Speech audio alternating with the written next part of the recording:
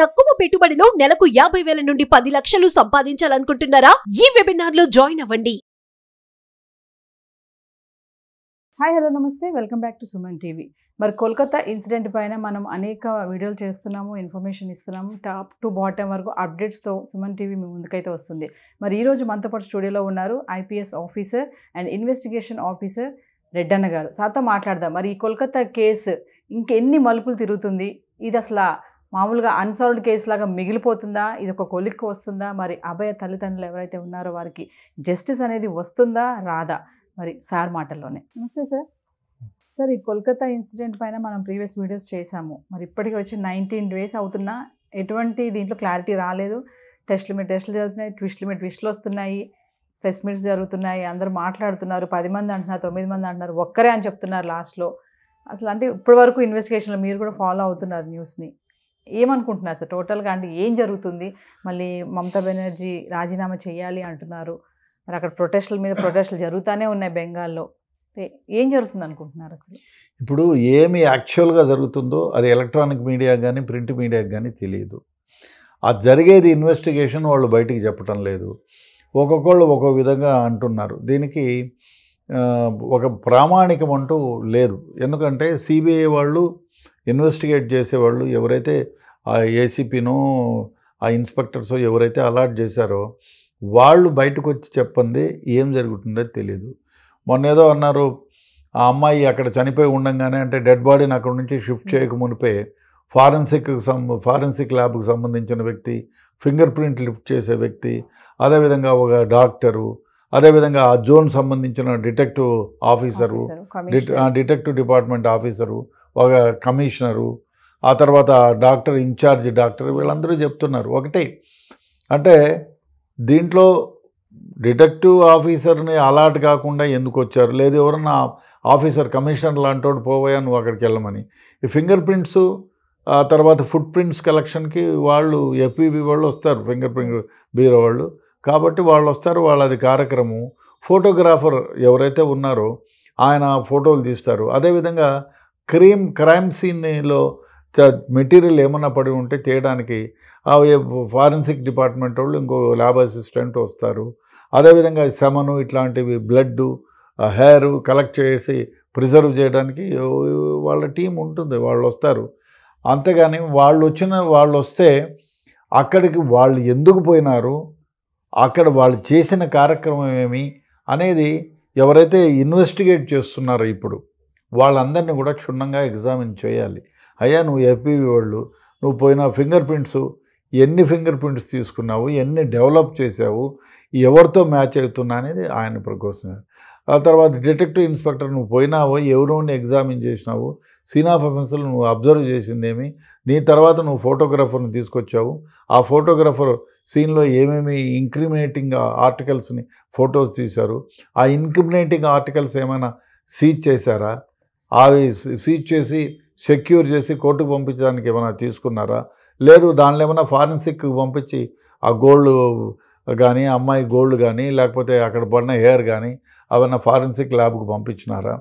So ఆ విధంగా వాళ్ళందరినీ ఎగ్జామిన్ చేసి వాళ్ళు అక్కడ ఆ సమయంలో ఉండడానికి కారణం ఏమిటి, అసలు అనవసరంగా పోయినారా, సీన్ డిస్టర్బ్ చేయడానికి పోయినారా, అక్కడ ఉండే ఎవిడెన్స్ని డిస్ట్రాయ్ చేయడానికి పోయినారా అనేది తెలిసిపోతుంది కదా.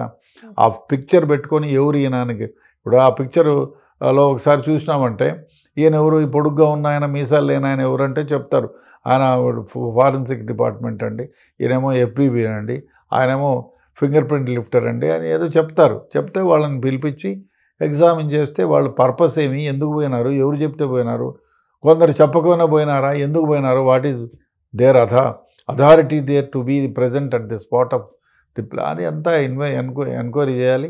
ఇన్వెస్టిగేట్ చేస్తే ఆ ఇన్వెస్టిగేషన్లో కూడా కొన్ని బయటకు వస్తాయి.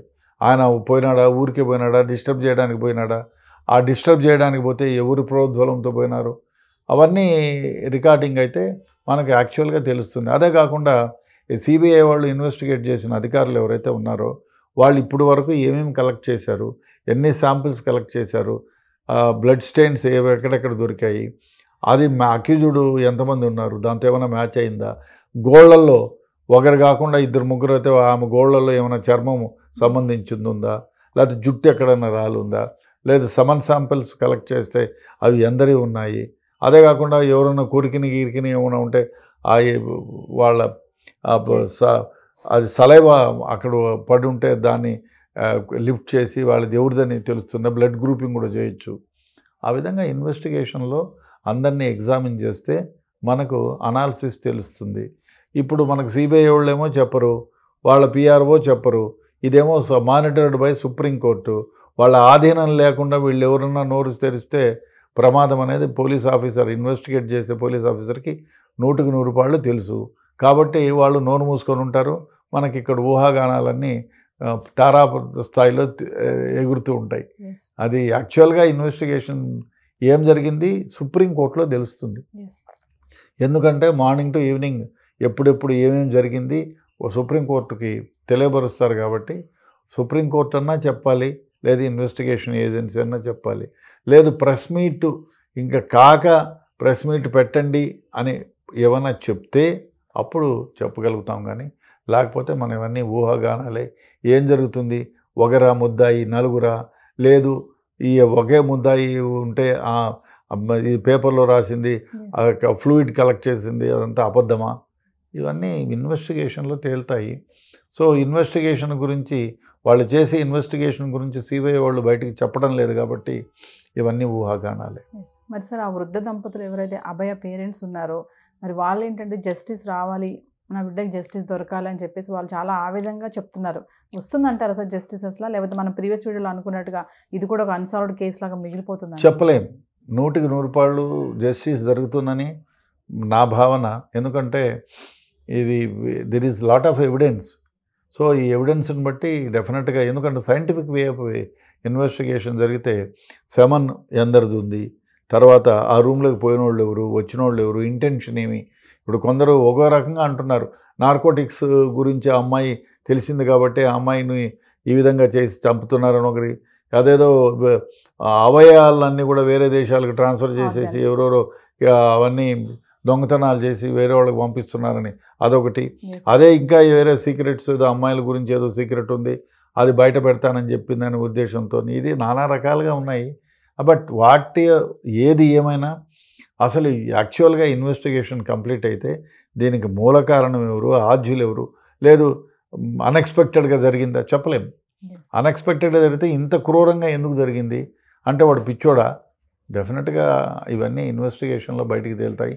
అంతవరకు సిబిఐ కానీ హైకోర్టు సుప్రీంకోర్టు కానీ బయటకు విడమరిచి చెప్పేంతవరకు ఇది మనకు చిక్కుముడిగానే ఉంటుంది. అది ఇంకో విషయం, ఇప్పుడు సపోజ్ వేరే 2-3 పవర్ఫుల్ లీడర్స్ ఇన్వాల్వ్ అయ్యి ఉన్నారనుకో, వీళ్ళు రేపొద్దున్న ఇన్వెస్టిగేషన్ బయటికి చెప్తే వాళ్ళు ఇతర దేశాలకు పారిపోయేటువంటి ప్రమాదం ఉంది. అదే కాకుండా ఏదైనా ఎవిడెన్స్ ఉంటే వాళ్ళు డిస్ట్రాయ్ చేసే ప్రమాదం ఉంది. నాకేంలే అని ధీరంగా కాళ్ళు ఎగరేసుకొని కూర్చొని వాడు కూడా బయటకు వచ్చిందనుకో వాళ్ళ పేరు, ఆ ఎవిడెన్స్ని ఏ విధంగా డిస్ట్రాయ్ చేయాలా, ఏ విధంగా తన ఉనికిని అక్కడ లేకుండా చేసుకోవాలనేది ఆలోచన చేస్తారు. కాబట్టి అందువల్ల కూడా దీన్ని గోప్యతను పాటించ ఉండవచ్చు, చెప్పలేము. సో ఫైనల్గా చూసుకుంటే మరి మమతా బెనర్జీ మరి దిగి రావాలి గవర్నమెంట్ అని చెప్పేసి మమతా బెనర్జీ డౌన్ అంటున్నారు, మరి రాజీనామా చేయాలి అంటున్నారు. దీన్ని ఎలా చూడొచ్చు? ఇది పొలిటికల్ విక్టిమైజేషన్ ఎవరినైనా చేయొచ్చు, ఏ దానికైనా చేయొచ్చు. ఇప్పుడు ఆమె ధర్నా చేస్తున్నారు, కూడా తప్పు. ఇన్వెస్టిగేషన్ చేయాలని స్ట్రాంగ్గా వచ్చి వాళ్ళని పరామర్శించి ఆ చనిపోయినందుకు ఏదో ఎక్స్గ్రేషియా అది ప్రకటించి చేయాల్సిందే. కానీ ఆమె she's the head of the state. ఆమె చట్టాన్ని తన చేతిలోకి తీసుకొని ధర్నా చేయడం ఏంటి, తప్పది. కావాలంటే రావాలి, అక్కడ చూడాలి, తల్లిదండ్రులను ఓదార్చాలి, ఆ పకడ్బందీగా పోలీస్ ఆఫీసర్లకు చెప్పి ఎవిడెన్స్ అంతా కలెక్ట్ చేసి ఏ పార్టీ వాడైనా ఎంత గొప్పవాడైనా వాళ్ళని అరెస్ట్ చేసి రిమాండ్కి పంపించాలా, దీంట్లో ఛార్జ్షీట్ వేయాలని చెప్పాలి. కానీ ధర్నా చేస్తే ఏమొస్తుంది ఏమో. ఆమె చేతుల్లోనే ఉన్న investigation, is head of the state. ఆమె ధర్నా చేయటం బాగా అనిపించలే. సిబిఐకి చేసి సిబిఐ రాంగ్ వేగా చేస్తుందంటే then she can go and protest. Investigation is not on proper lines, చెడు విధంగా పోతుందని అప్పుడు ఏమైనా చేయొచ్చు. ఆమె స్టేట్లో వాళ్ళే ఇన్వెస్టిగేట్ చేసేటప్పుడు ప్రొటెస్ట్ చేయడం ఏంటి? I don't think. అసలు ఒక సీనియర్ ఇన్వెస్టిగేషన్ ఆఫీసర్ లాగా ఒక క్వశ్చన్ అడుగుతాను సార్ మీకు, అంటే ఈ కేసు ఇంకా ఎన్ని మలుపులు తిరుగుతుందని అనుకుంటున్నారు? అసలు చెప్పలేము. రేపే డిటెక్ట్ అయిపోవచ్చు, లేదు అన్సాల్వ్డ్గా ఉండిపోవచ్చు, లేదు 4-5 మంది 2 3 4 దీంట్లో ఇన్వాల్వ్ అయి ఉండొచ్చు. లేదు ఈ ఈ తీగ లాగితే డొంక వేరే విధంగా కదిలి ఇతర దేశాలకు ఏదైనా ఇప్పుడు నార్కోటిక్స్ అనుకోండి, అది ఎవరెవరు సప్లై చేశారు, ఏ దేశం నుంచి వచ్చేది తెలుస్తుంది. అదేవిధంగా అవయవాల గురించి అవయవాలు దొంగతనంగా సెక్యూర్ చేసి ఇతర రాష్ట్రాలకు, ఇతర దేశాలకు, ఇతర వ్యక్తులకు సంబంధించి పంపిస్తున్నారంటే అది ఇంటర్నేషనల్ రాకెట్ అవుతుంది. చూడాలి ఇది దేనికి దారి తీస్తుందో. క్షుణ్ణంగా ఇన్వెస్టిగేషన్ చేస్తే అప్పుడు బయటకు వస్తాయి. ఈ మర్డర్ కోసం ఇన్వెస్టిగేట్ చేస్తే ఇటువంటి మర్డర్లు చాలా జరిగాయి అనేది కూడా బయటికి రావచ్చు, చెప్పలేము. అవయవాల మార్పిడి కోసం ఒక కిడ్నీ తీసుకుంటానో లేక ఏదో కడుపు నొప్పి అని అపెండిసైటిస్ ఓపెన్ చేసి కిడ్నీస్ దొంగతనం చేసిన సందర్భాలు ఉన్నాయి. సో ఆ విధంగా ఏమైనా జరిగిందా? సో ఇవన్నీ ఇన్వెస్టిగేషన్లో బయటకు వస్తాయి, అప్పుడు మనకు తెలుస్తుంది. Thank you sir.